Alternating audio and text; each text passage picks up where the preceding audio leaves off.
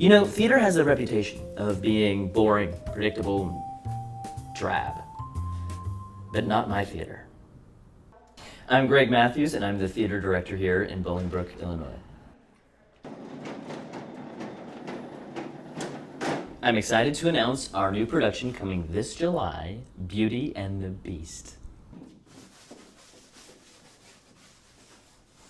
I dreamed a dream of days gone by, where many men were living.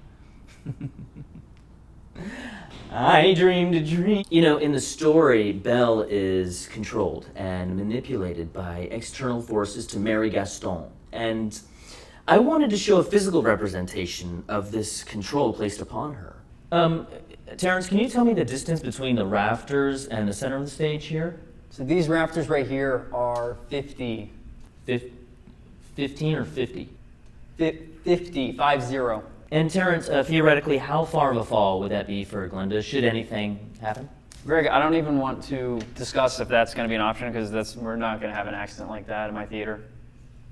This brings me to the second and most notable challenge of this play, casting Belle. We've decided to go with Glenda, the town paraplegic. Currently, we're going through some of the logistics of how to make it work and how to make her move at all. Hi, I am Terrence Codwell. I am the owner and operator here at Bolingbrook Community Theater. We hired Greg because he has experience on Broadway. You know, that's huge. We've never had a director here from Broadway. But at the same time, you know, he's not going to be hired anywhere else. We are aware of his reputation.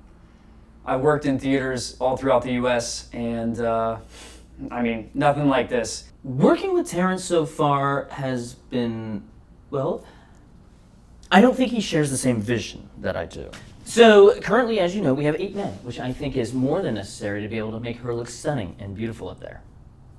The problem is that with the 8 men, I don't know if her movement's going to be organic in any way. It's just going to be kind of flailing. And we want to go head, arm, head, look, arm. Yeah, I mean, if you're okay with that, I just want to let you know, like, she's not going to look in any way natural. She's just going to kind of be like a limp body on the stage.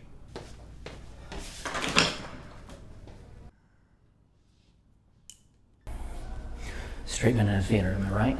When I hired on Greg, I don't know if I'm regretting it now, contractually I gave him full freedom to do what he wants.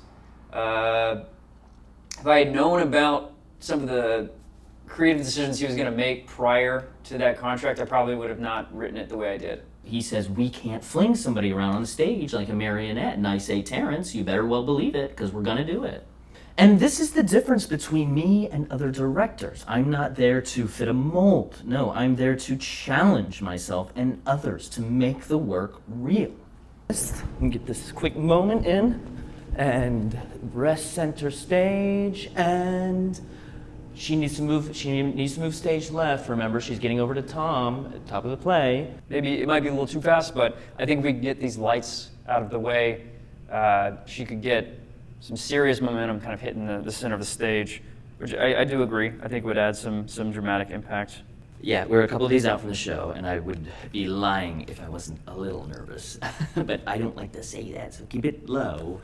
I mean, I've done Broadway. Please, if I can do Broadway, I can do a community theater in Bolingbrook. Oh boy, that is high. You know, the physical limitations of the play and the difficulties, those are going to be what they're going to be. We're going to get them figured out, okay? But it's really about the internal battle that I have with myself. And we all, I think, have those internal battles that we have to fight through.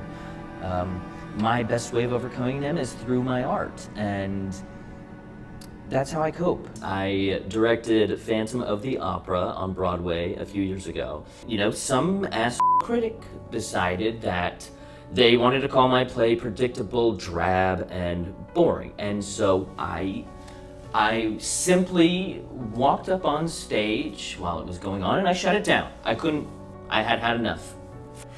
You know, you spend your whole life doing something that you believe with your whole heart means something to someone out there. in the audience, and some person that doesn't deserve a breath of life decides that they're gonna put something in the paper that's gonna ruin your entire career. And I had it, and I packed my things, and I'm not looking back.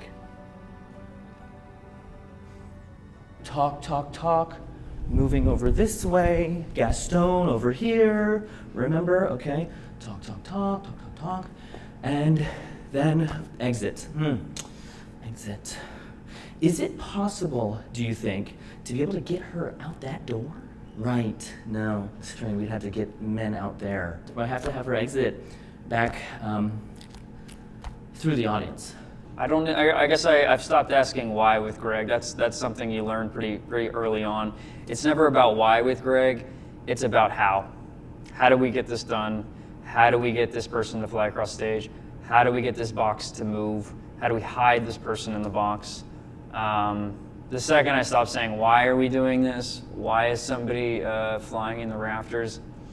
It just started to make sense. Okay, great news. Terrence and I have finally come to an agreement.